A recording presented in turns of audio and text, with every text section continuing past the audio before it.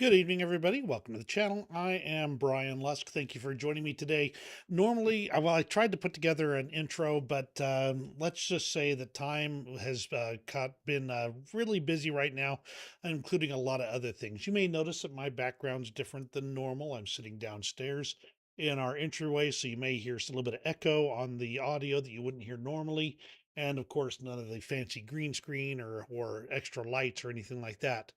We just got some things going on in the house here. My son's actually taken over my office for a little while, but that's all good. Good news from our perspective.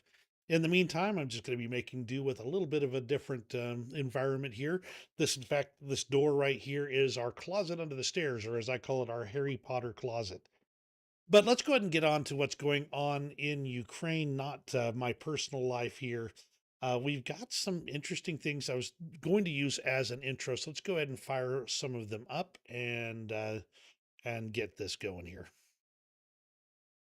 I think people uh, fundamentally recognize the importance of what America is, the role we play here for our citizens, the power of freedom. I mean, if you think about our, if you will, our competition, and hopefully not confrontation, but our competition with the authoritarians, which is this new axis of China and Russia and Iran, North Korea. You think, and by the way, they're winning. You know, according to Freedom House, it looks at the spread of freedom or its retreat around the world. They're picking up more adherents than we are. If you think about that effort and what we have to do, I think people recognize, okay, we've got a responsibility. We have to win, and we can't attack the institutions that allow us to be successful in this global competition. It's bad for the world, and it's bad for us. I mean, there's some who think that America doesn't need to be involved in the world. Look, we're the superpower. We're the largest economy in the world. All right, we're almost 25% of the world's economy, and so what we do has impact. And if we want to see a strong America with prosperous Americans and inflation tamed and great education and good health care, we want all these wonderful things. We would like to have a stable world. We don't want to have wars going on. We don't want to have people attacking our allies or the people who buy products from us. So we're involved in the world because it's in our interest. Right. And I mean, that's why when people say America first, it's like, yeah, America first means America is going to be involved in the world. That's why we're helping Ukraine. Because if Russia is stronger and takes Ukraine, then it's not going to stop. And if it doesn't stop, that's going to hurt us. Yeah, I think the institutions hold, because I think people, when faced with the reality of what's at stake, they're going to want to protect the roots of freedom. Protect the roots of freedom. I mean, honestly, this is the situation we're facing here. We are the currently sole superpower in I the think people, in the world here. Hang on, let me repause that. Um, and as the sole superpower, we're if we want things to keep going our way, despite the fact that we're currently losing to China and to a certain extent Russia, then we need to be stepping up into the world, not being isolationist in the way that many have been expressing. In that theme, I've got several short videos here that I want to kind of show you. This is Bill Browder. He's kind of the man behind the Magnitsky Act. Now, there's a lot of stuff going on with that, but basically, the act that puts sanctions on Russian officials for acts against the West. By the way, Al, I do see that you're on. Glad to have you here as always. Hope your neck starts feeling better. I totally understand what's going on with that. So let's see what Bill Browder has to say here.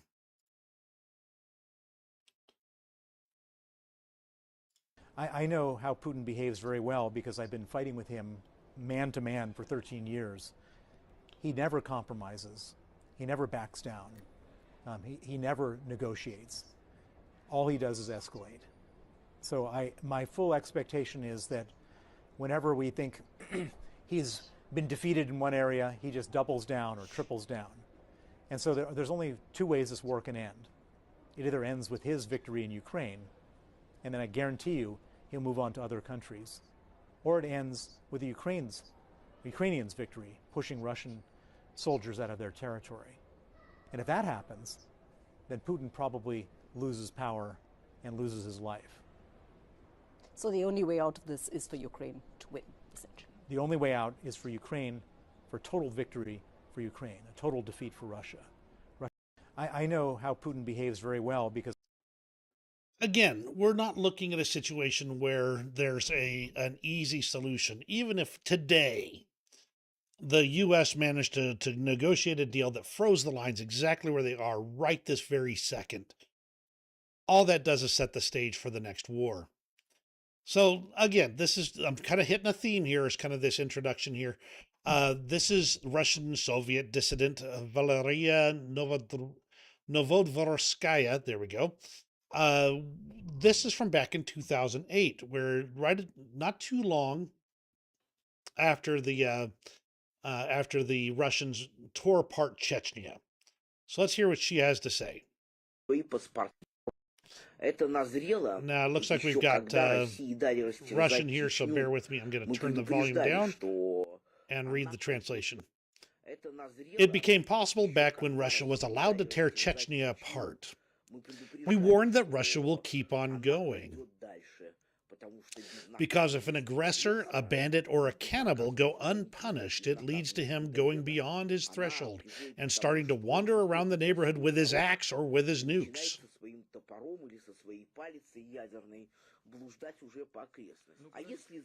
If tomorrow unpunished Russia, which has already completely abandoned international law, we are now ruled by political maniacs who should be at the Hague Tribunal.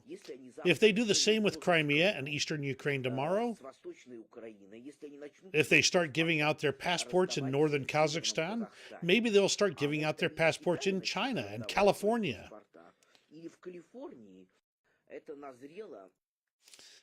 Basically, it came down to if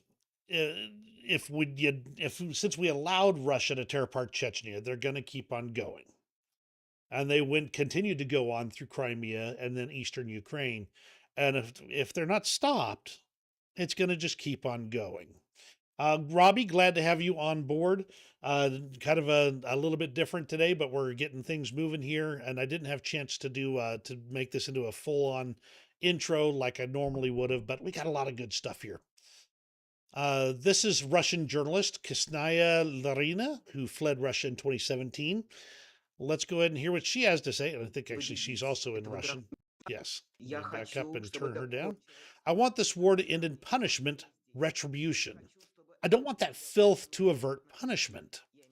I am talking about Putin. I don't want him to celebrate this victory. Any concession to him is his victory. I don't want that.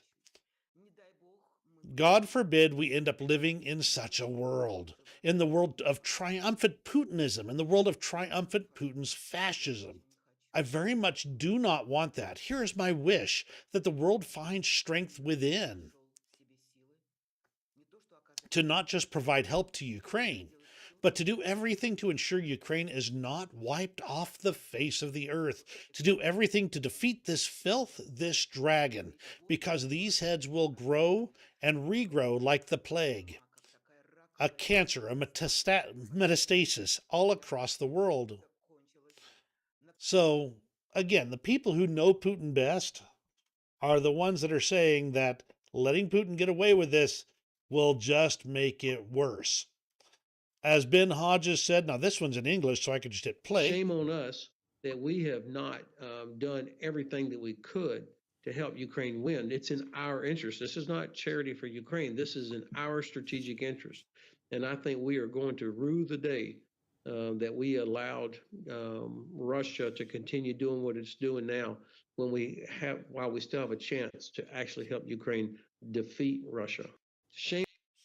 Again, the people in the position to know are the ones that are actually telling us these things. This is not me speaking here. When I speak from only my experience. And my experience is that you can't trust the Russians because they don't keep their word. And if they won't keep their word, then any piece of paper that indicates that there's an agreement is worth little more than the paper. And considering the fact that some of the, there's some areas that are freezing right now, they'd like the paper to light their campfires. In the end, though, we need to face this head on, or else we will not have any. It'll be the end of us all. So moving on, here's a short video, and it does have some sound, some music. So I'm gonna have that muted. This is a selection of the best photos taken in the end of 2024 on the front line. So let's go ahead and pop this up here.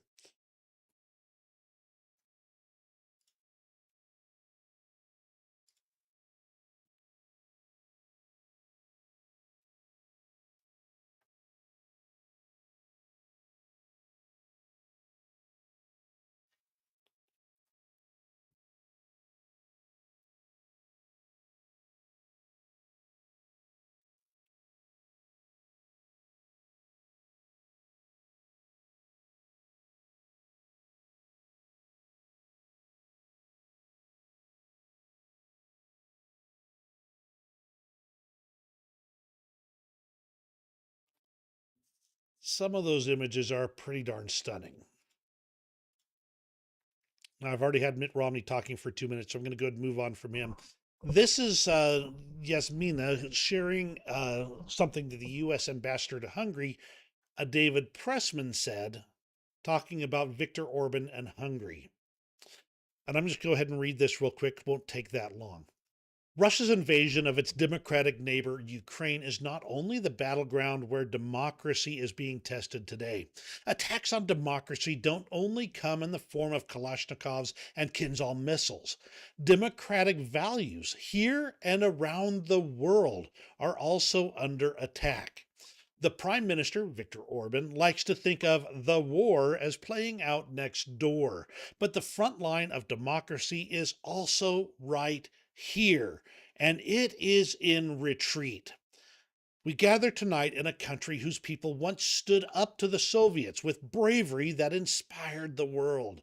This is an extraordinary country, and it is also a country where democracy is challenged by kleptocracy, where the rule of law increasingly feels subordinate to rule by propaganda. The reason Hungary continues to be ranked the most corrupt country in Europe and trails its peers economically has little to do with Brussels or George Soros or marauding outside forces. It has everything to do with public corruption and the attacks on Hungary's democratic institutions. This is reflected in the foreign partners the Hungarian government chooses to court. We see it in Hungary's deepening relationship with Russia as it continues its brutal and unprovoked war in Ukraine. We see it in its eagerness to make secret deals with Beijing that enrich an inner circle with questionable benefits and often enormous long term costs for the Hungarian people. We see it in unjustifiable economic overtures, even to the likes of Iran, as it fuels instability and war in the Middle East. Whether in the context of Ukraine or Hungary or anywhere else where democracy is under attack, how each of us responds matters. While I have the great privilege, he said, of speaking on behalf of the United States of America and have always believed in the power and goodness of America, it is not the voice of governments and government officials alone who will write the next chapter. It will be you.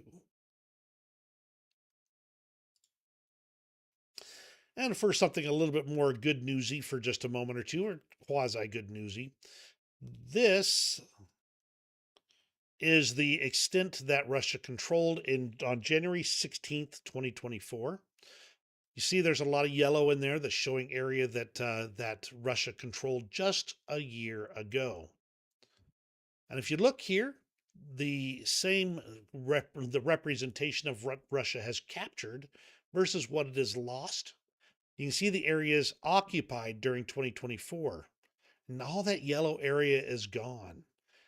Relatively modest. Now, I mean, any loss is a bad thing. Don't get me wrong. But this at least shows that the tides can be changed, the tides can be turned.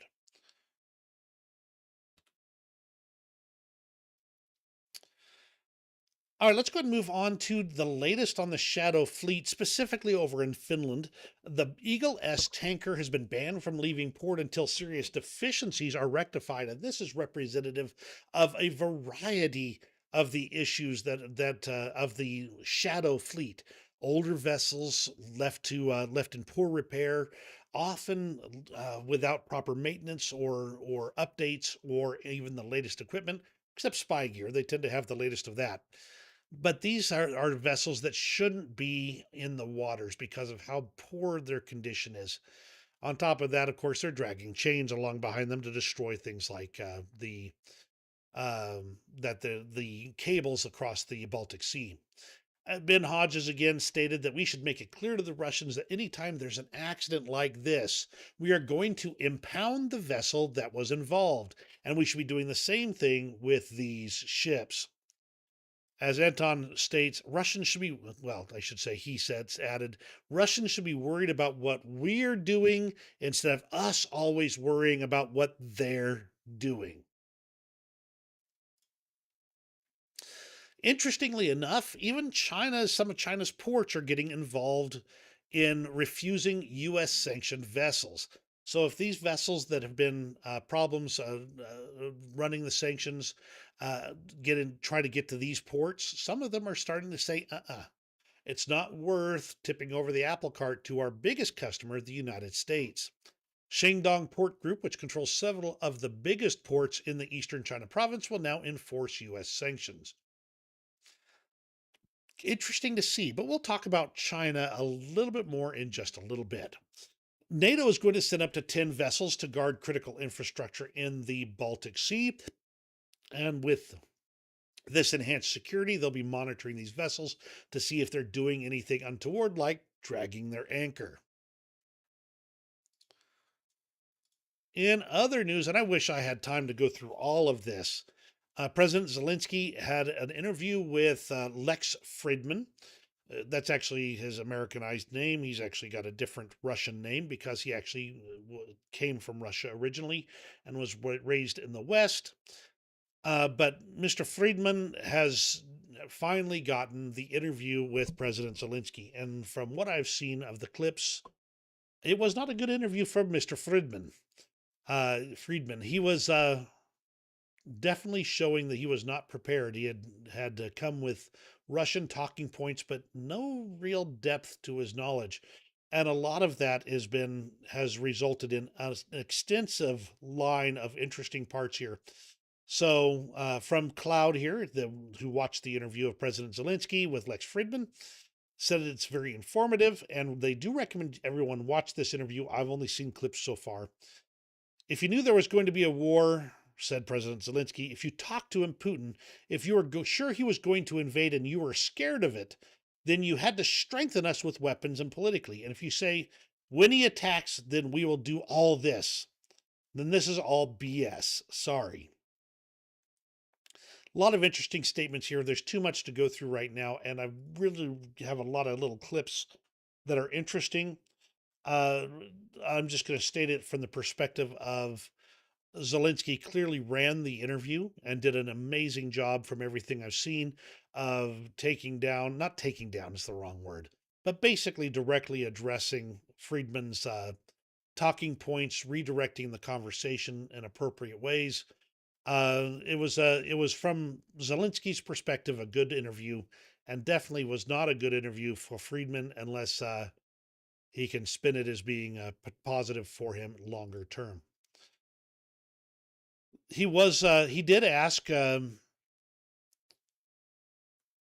Friedman asked, "You have to." Well, he said, "You have to acknowledge that Putin loves his country."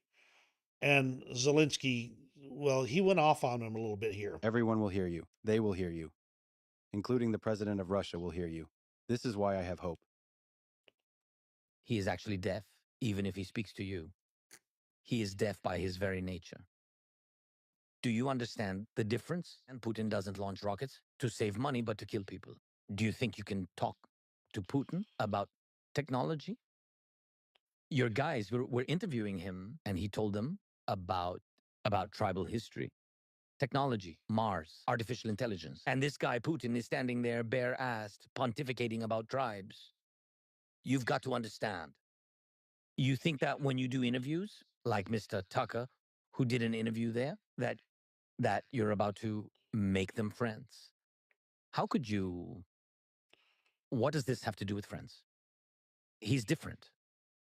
He is simply different. But it's still A necessary. mammoth stands before you. Everyone will hear you. I'm sorry, I got my clips mixed up. But that one is also a good one, saying kind of showing why Americans don't understand Vladimir Putin. Don't even we think often in terms of our own values. Um, uh, we think that we can think of him as a Western leader, but he's not. The value systems are totally and completely different.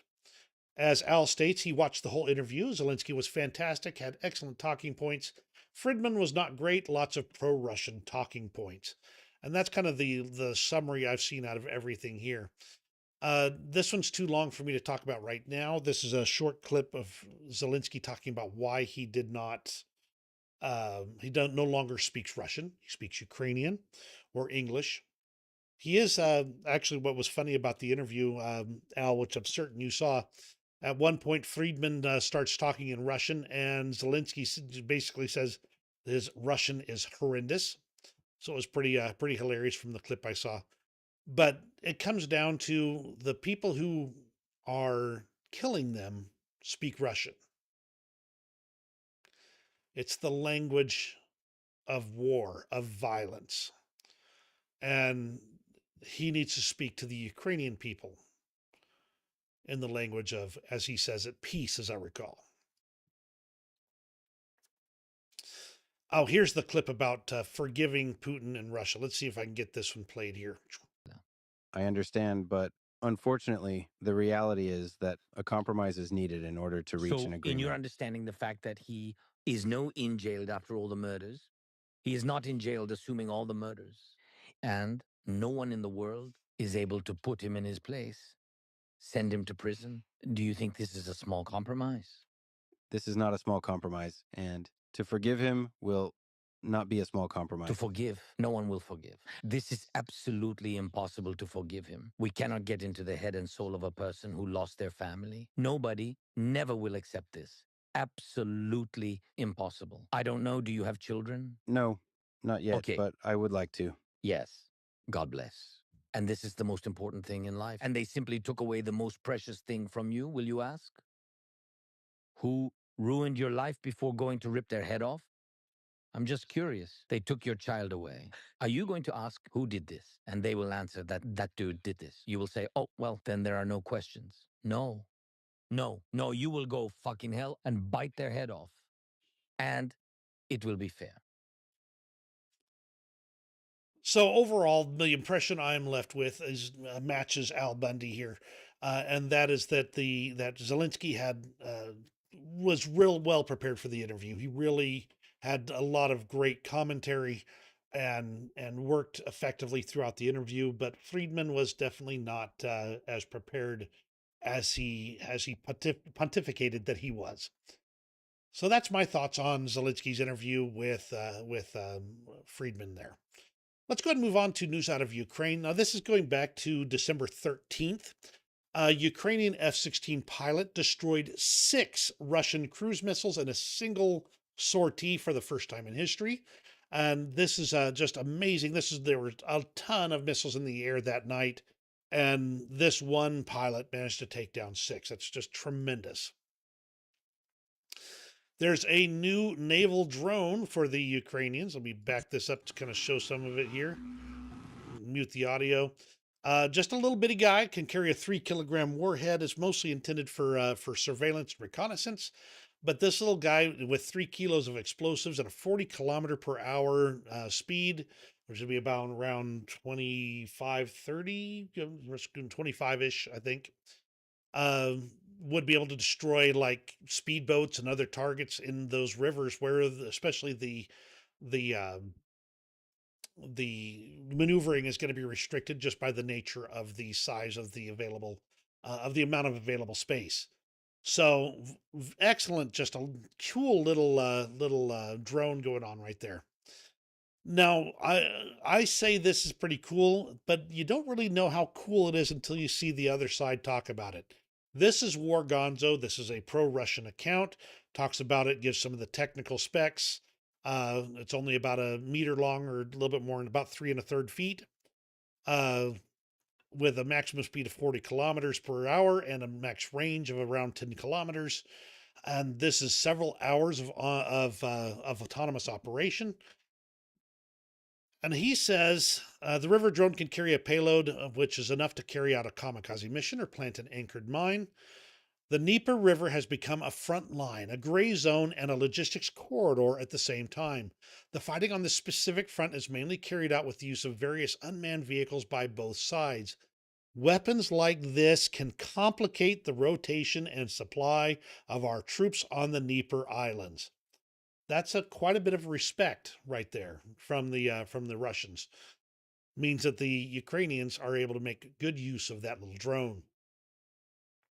Now, a lot of people have been saying that Ukraine was going to be like demanding people be returned from other countries and sent back to Ukraine.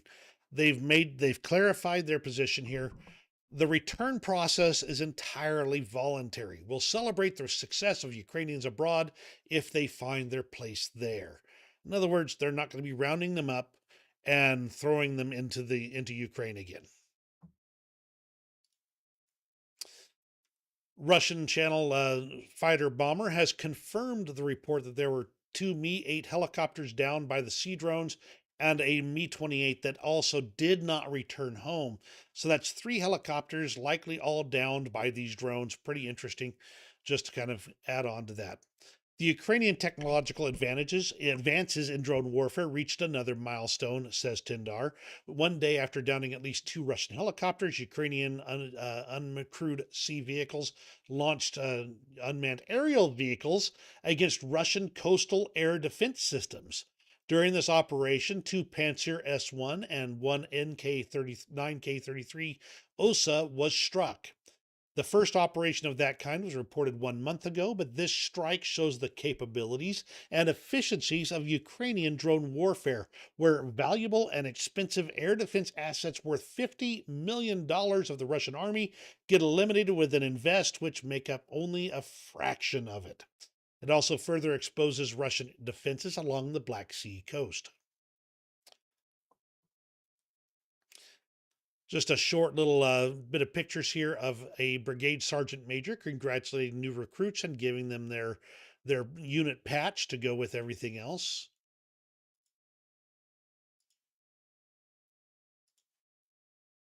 Now, there were reports that a French-trained unit, a brigade, had a huge amount of AWOL, people basically running away before they ever even got into combat.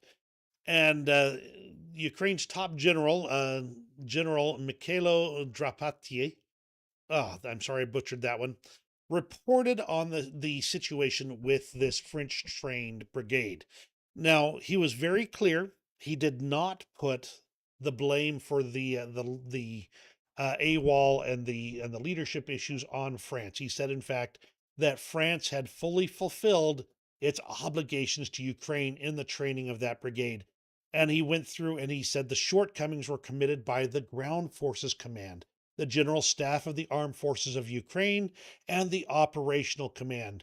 And he says that this is acknowledging the inadequate management, mistakes in recruitment, and imperfect training planning within the unit.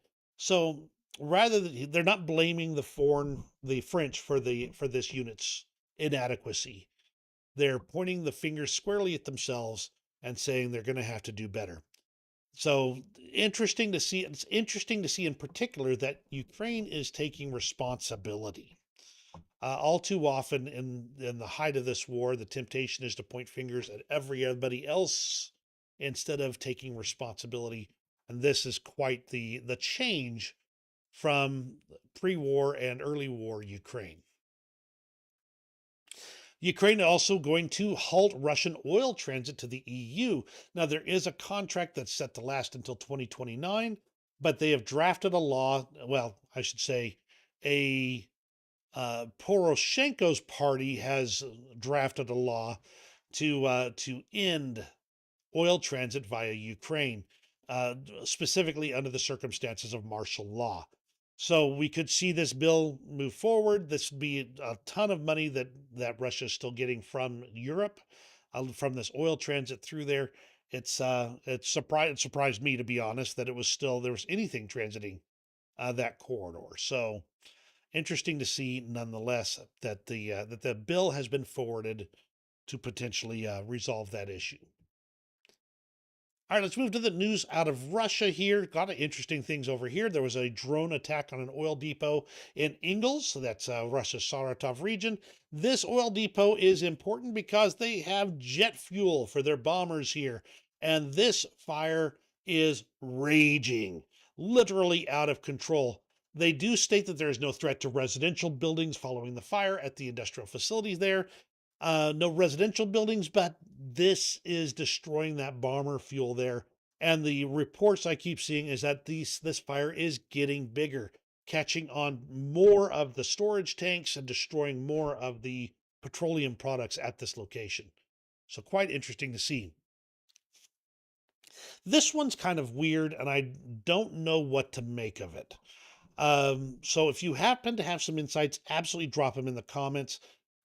Basically, Putin met with the Russian Patriarch Kirill uh, during the Russian Orthodox Christmas Eve service and handed them crosses with Vladimir Putin's initials on it.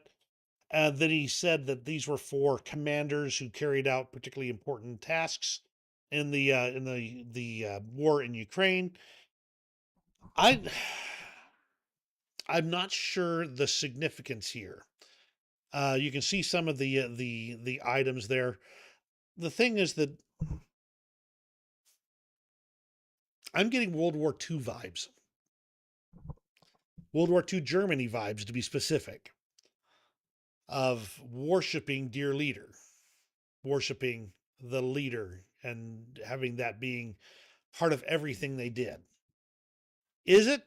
I don't know, but I'd love to hear your thoughts on it. I'll go ahead and drop the link to this little bit here for you guys to review if you would like to. Um, just it feels wrong. Ukraine struck the command post in the Kursk region today. There would be a lot about the Kursk region. This was the second time the 810th Guards Naval Infantry Brigade command post has been successfully struck in the last 2 weeks. As the top commenter says, nothing says success like a smoldering Russian corpse.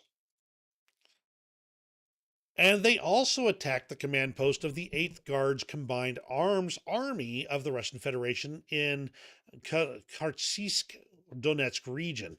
Now, don't have any reports on the actual results of this strike, although you can see some of the video there that something pretty significant happened.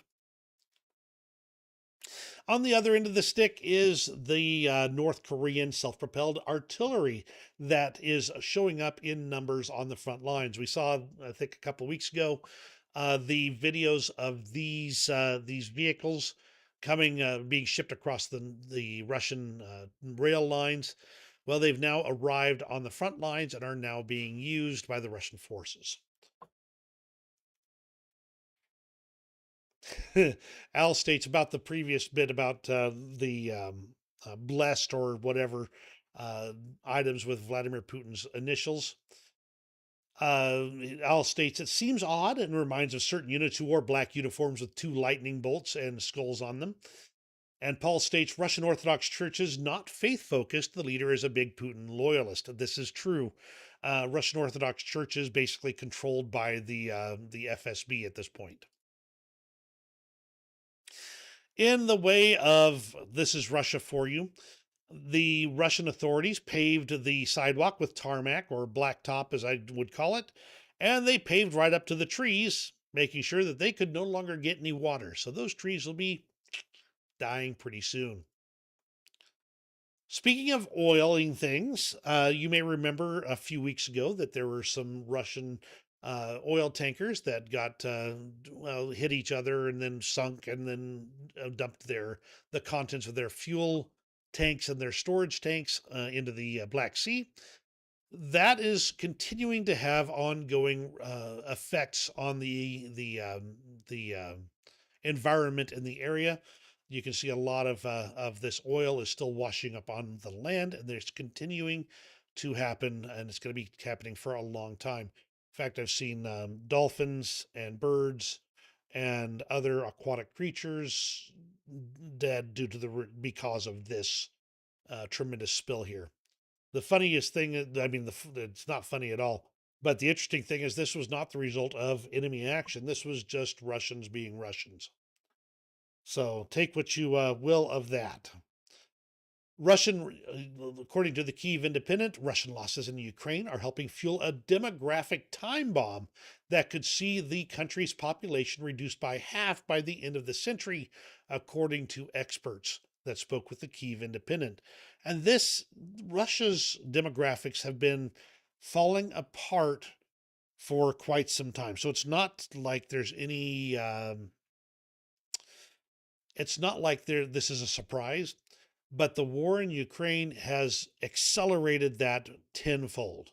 They're losing entire generations of young men, and those young men will not be raising families to become the next generation or the next generation after that.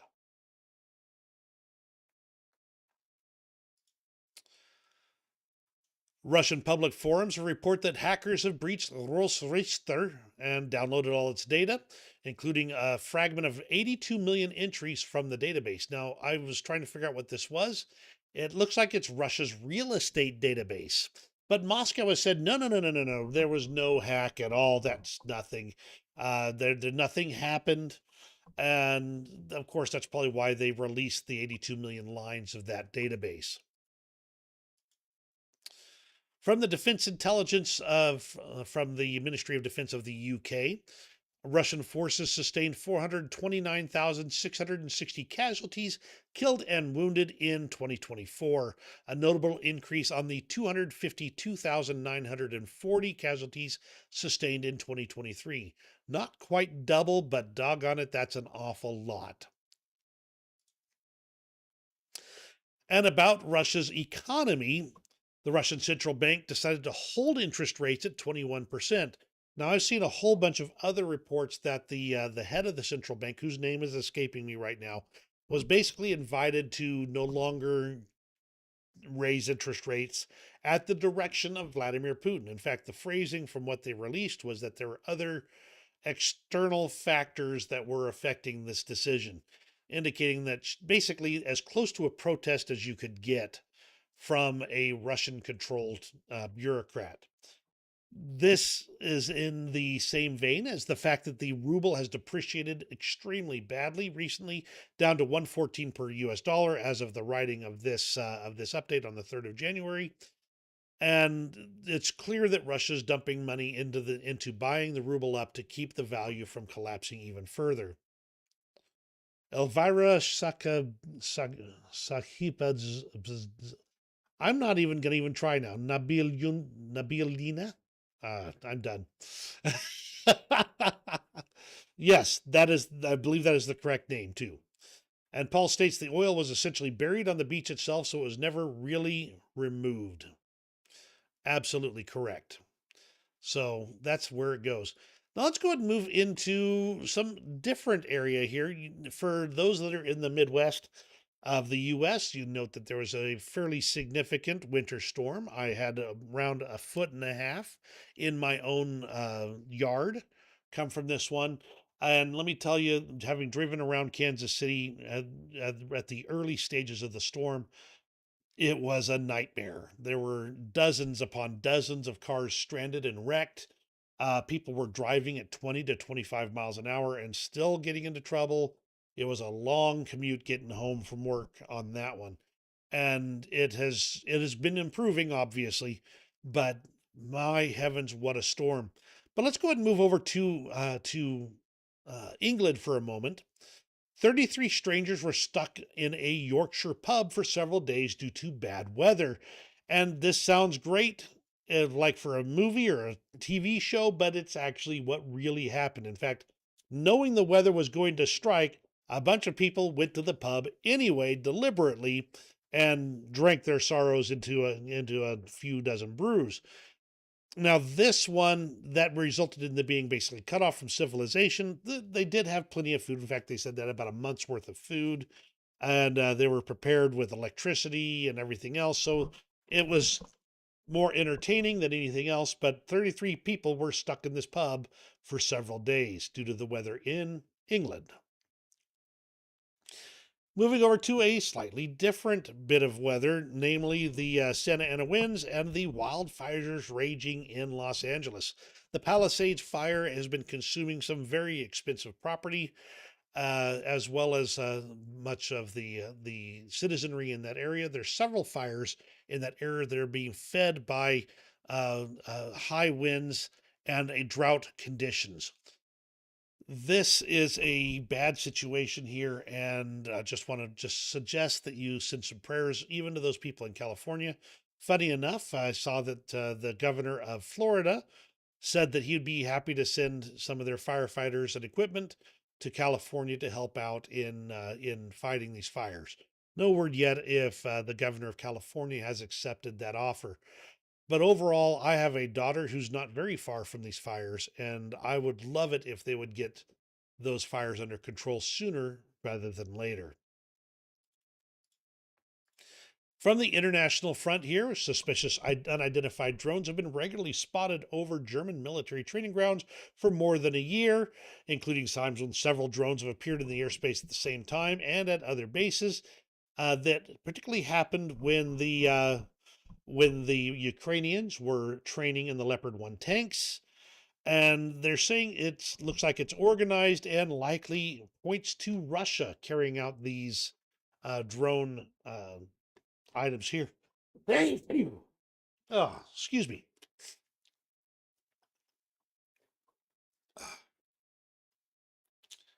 So that's they haven't shot down one of those drones yet, so they can't prove who's doing it just yet. Paul says he was born in Southern California. The property losses will blow your mind. Oh yeah, multi-million-dollar homes are going up, including ones that actors and other big Hollywood celebrities are have. Al states, glad we're doing okay with this snow. Here in Minnesota, we have no snow. It's just been cold this winter. Looks like you guys are getting all the snow we're supposed to be getting. Oh, yeah, we got it piled up high over here. A buddy of mine said he had over 2 feet in his yard, just 60 miles to the west. And of course, the ice hit Kansas City itself. Not so much snow, but lots of ice. I had coworkers that weren't able to get out for a couple of days because of it, even though I was able to get out just the very next day from my nice little cozy home in relatively rural parts of Missouri. So, Rheinmetall has confirmed the start of production and deliveries of Lynx IFVs for the Ukrainian Armed Forces. This is the KF 41, which is being sent to Ukraine for testing purposes, as well as, of course, to carry out combat operations. The KF 41 is a newer version of the Lynx armored fighting vehicle or infantry fighting vehicle that is actually markedly heavier with a more powerful engine. It can go a little bit faster as well, about 5 kilometers per hour faster for a top speed of, if I remember right, it's about 70 kilometers per hour. So interesting to say the least.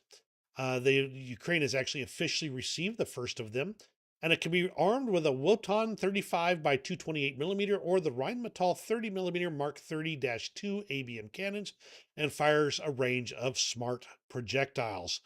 Quite the interesting little vehicle, and be interesting to see if we can start hearing some reports back from Ukraine as to how it performs in actual combat.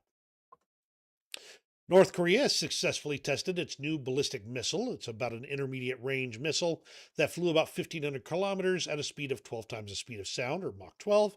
It reached an altitude of almost 100 kilometers, after which it descended to a second peak and maneuvered to hit its virtual target. Don't believe it actually hit anything, but North Korea is likely getting technical assistance from Russia to advance their rocket and missile programs. Finland has been paying more attention to what's going on, and they've opened 300 new shooting ranges to increase interest in shooting and defense among the population. They want as many reservists as possible to arm themselves. Now, let's talk about another bit of weirdness going on in the U.S. for just a moment. I'm not going to touch on this one long. This is just a comment because it's become a big deal just recently. If you've been paying attention to the news, you've seen that President Trump has said that that the U.S. wants to annex Greenland, which has been a long-standing thing that the U.S. has talked about for years and years. But all of a sudden, it's become important. They also would like to have Canada become the 51st U.S. state, and they're talking about using military force to retake the Panama Canal because China has too much influence in that region now. It's just a little bit crazy right now, and I'm not going to address that from any further perspective at this point. Just note that this is causing a lot of consternation with our allies.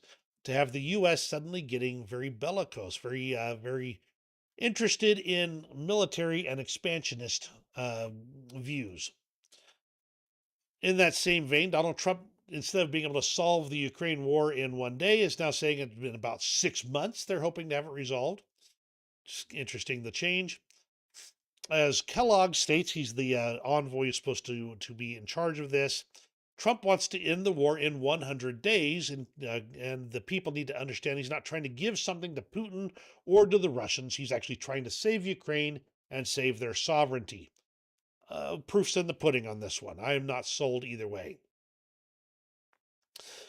If the next US government normalizes the idea of absorbing territory by force, even if this is justified as some sort of lunatic diplomatic gambit, it takes it makes it more likely that China will believe that the US will ultimately stand aside during an invasion of Taiwan.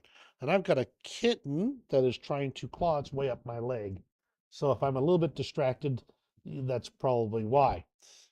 This is the concern I have about all this talk about annexing Canada and taking Panama by force. And that is that if the U.S. normalizes this expansionist imperialist doctrine as normal one more time, why would any other regime believe us when we say, no, you can't take that territory? It's not a question of if, it's a question of how much force they're willing to expend. And that's the concern I have over it. Al states, oh, yeah, that's very true. As an ironic reminder, in the Fallout video game universe, the US does annex Canada and Greenland in the 2050s. Just interesting. That's correct. And in the games, it's just interesting to see it almost there being the rhetoric that it might come to pass. The Pentagon is set to announce a large final military aid package to Ukraine during the upcoming Ramstein meeting. Per AP, the exact amount is unknown, but around 4 billion remains unused. The numbers I've seen from other sources is around 500 million. Norway is allocating 14 million euros for demining in Ukraine using mine detecting dogs. Interesting. And a new bill in the U.S. House of Representatives is being circulated around and calls to recognize Russia's actions in Ukraine as genocide, which could trigger some interesting legal interactions. I'll be kind of looking at that later, see if I can put together enough good information to let you know about it if I can. Interesting side note, this is just, I'm touching on several things that are kind of in the international sphere right now. The Tesla Cybertruck bomber used ChatGPT to help direct him in building and acquiring the components for the bomb. Obviously, ChatGPT told him that he shouldn't use this for bad things, but this information was publicly available anyway. And the Polish consulate in St. Petersburg closes after over 50 years. The Poland's consulate in the Russian city of St. Petersburg has shut down, with the staff taking down the Polish and EU flags and clearing out the building. I'm surprised we still have any embassies or consulates in Russia. Let's talk about China for just a moment here. This video right here, I'm going to play it and then mute it because number one, it's in Chinese and it's got music. A video has gone viral in Chinese social media calling for China to take advantage of Russia's weakened state and seize large parts of its territory. Now, this is interesting for a variety of reasons. Number one, it shows who's wearing the pants in the relationship now. And right now, Russia is about as weak as it has ever been. They've stripped their defenses that were aimed towards China, and they've sent it to Ukraine. By doing so, they've left the opportunity open for China to retake their ancestral lands that were taken from them by a very powerful Russia in the 20th and 19th centuries. Not exactly the way to do your imperial ambitions, is it? As Representative Don Bacon states, Russia is now the junior power in the China Russia relationship.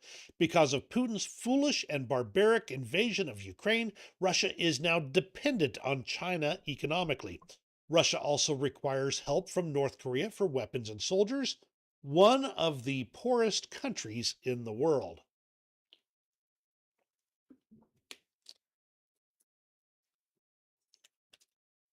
He was asked how China became the junior partner, and he states that for one thing, China's economy is 8 times larger than Russia's, and with Europe shutting down Russian energy exports due to the invasion, Putin now sits hat in hand depending on China.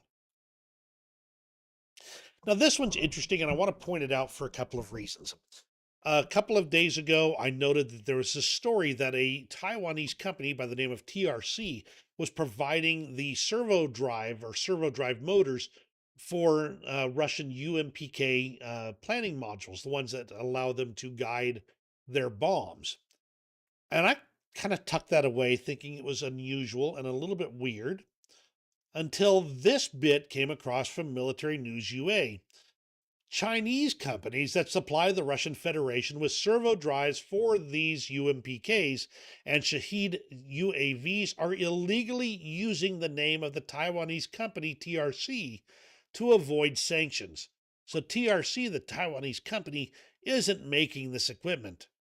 A Chinese company is making it, putting TRC's name on it, and then shipping it out as a way to avoid being sanctioned at the same time. Interesting, very interesting. Now let's talk about Hungary for a moment or two. Hungarian Foreign Minister, I'm not going to bother with the name, is now demanding that Ukraine must comply with the EU Association Agreement.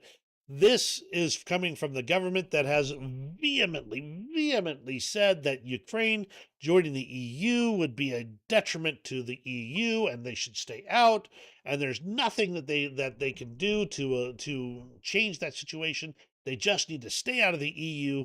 But now that Russian oil and gas is being cut off, they're like, "Oh no, you have to obey the EU rules in association with this." Now, Ukraine is not part of the EU.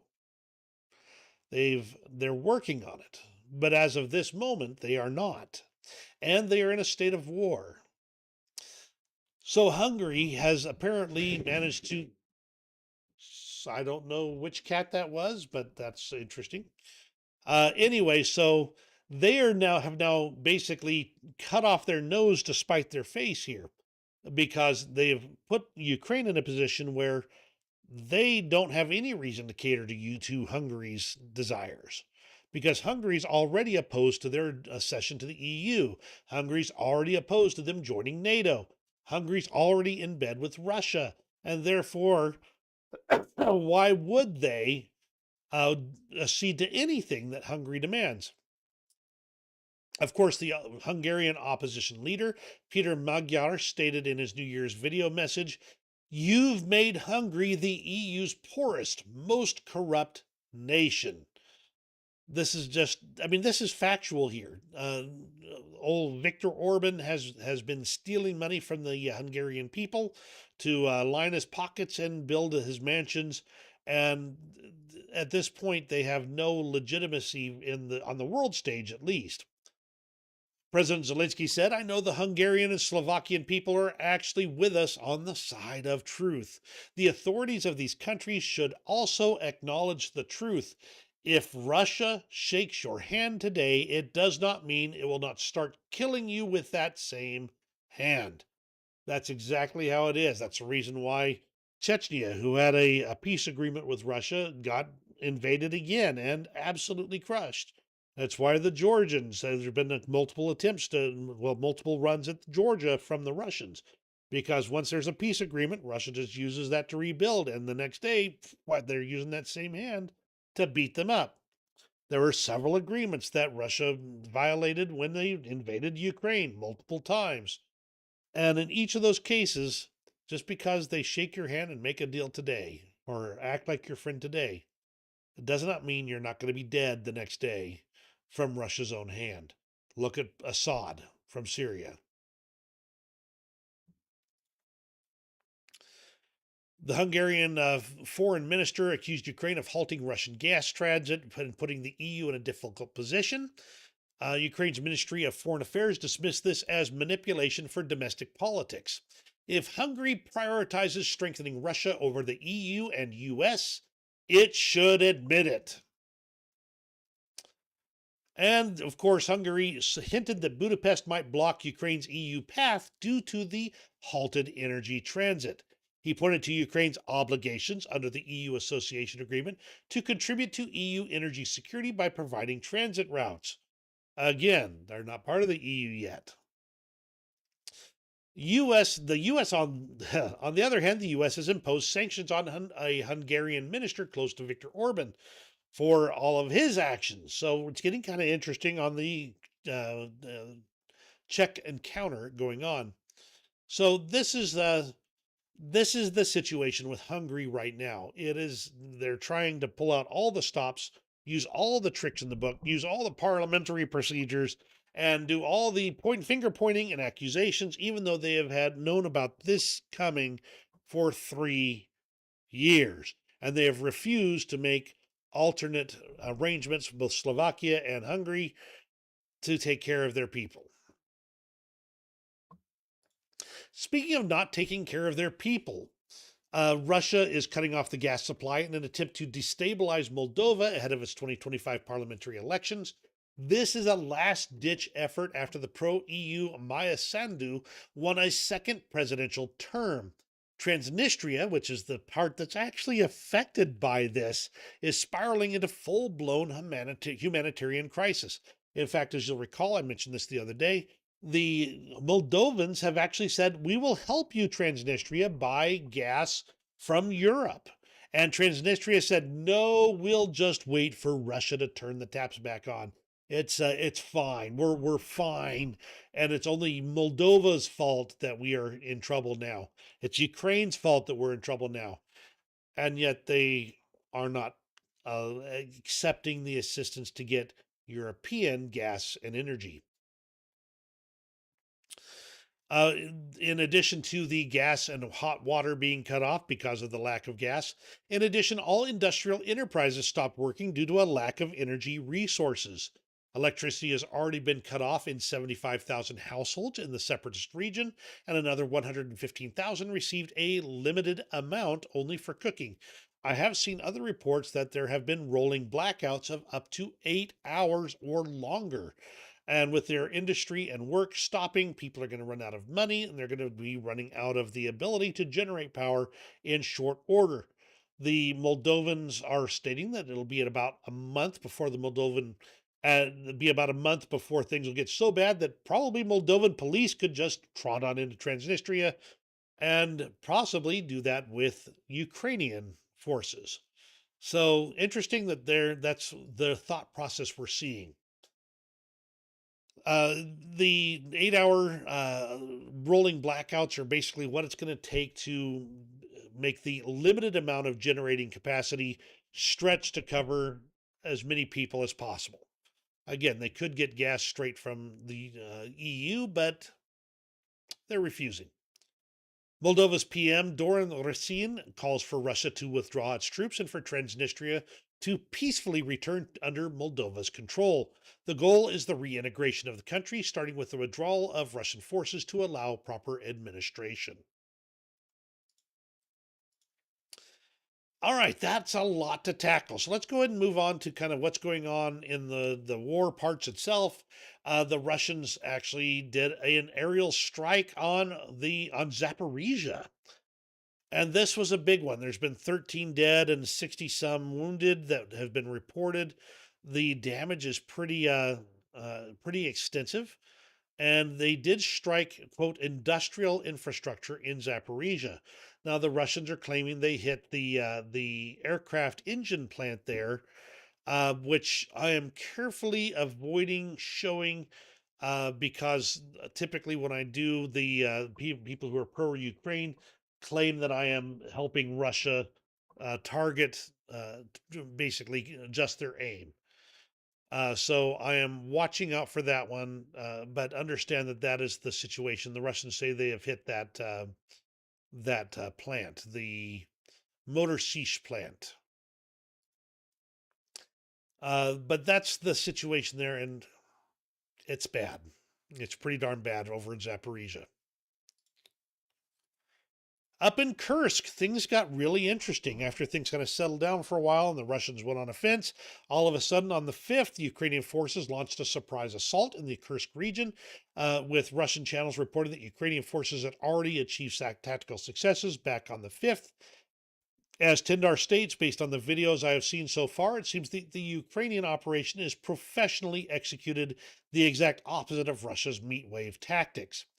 An important military facility was attacked in Kursk, and that is according to Andrei Kovalenko, head of the Center for Countering Disinformation under the National Security Defense Council of Ukraine.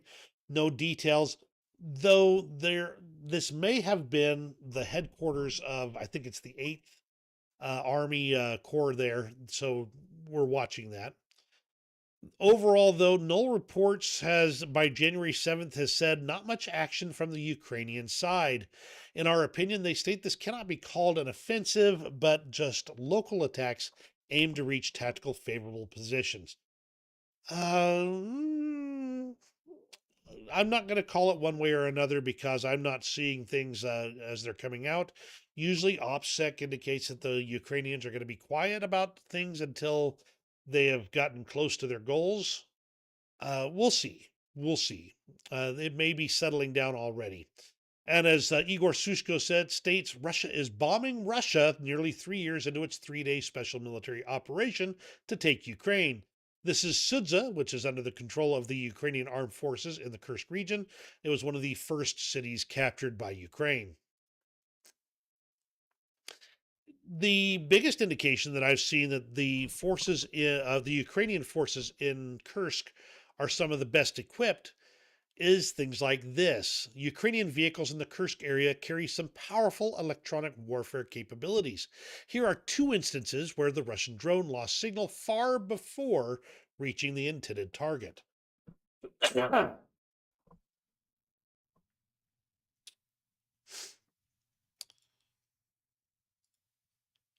Now let's go ahead and take a look at what's going on the front lines. And really, there's not a ton. There are some things to address here. The kind of an interesting change here, there's not really updating Kursk yet, so there's nothing there, nothing new in the Kharkiv area. The one spot that's kind of interesting is this area near Ivanivka, and that is that the Russians have managed to cross this reservoir here and take Ivanivka, at least at this point in time. We'll be watching this area closely as the events carry on. Of course, things near Toretsk are still problematic. The Russians are basically flattening the place like they like to do. And Pokrovsk, same thing. They're working on it as well. Though there's been some progress there, but no major changes just recently. The Russian forces, according to the Ukraine control map, have retaken the areas in Novosotnitsky, Kursk with Ukrainian casualties, and they state that the situation in Kursk is critical once again for Ukraine. We'll be watching this area as well. Now, the Institute for the Study of War has given their analysis as of yesterday. Russian forces recently advanced in northwestern Toretsk following several weeks of higher tempo Russian offensive operations and gains in the area. The Russian forces likely intend to exploit their advances in northwestern Toretsk to push further west of Toretsk and Sherebenivka and along the TO-516 Toretsk-Konstantinivka highway towards the southernmost point of Ukraine's fortress belt in Konstantinivka. Looks like they're trying to work on consolidating their positions in northwest Toretsk and central Sherebenivka, west of Toretsk, to advance along the highway. And taking these highways is critical, or at least putting them under fire control is critical to cutting off supply lines in the area. Russia is continuously shelling Pokrovsk with guided air bombs, artillery, and hunting civilians with drones. The people are leaving with slower evacuation due to the constant shelling.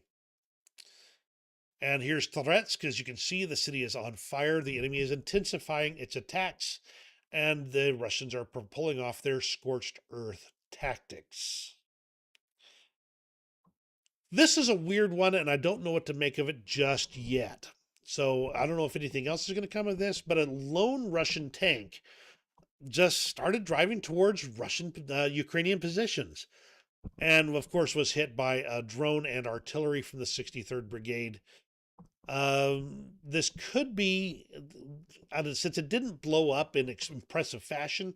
You remember early in the conflict, Russia got to the point where they're taking old tanks, packing them full of explosives, and just sending them towards Ukrainian lines. This could have been something like that, but I'm not seeing the signs of the big explosion that would normally indicate that. So why did this one singular tank drive out in the middle of things and get blown up? Were they trying to get the Ukrainians to reveal their positions? No telling at this point. And that's kind of the situation on the front lines. It's challenging out there. It really is.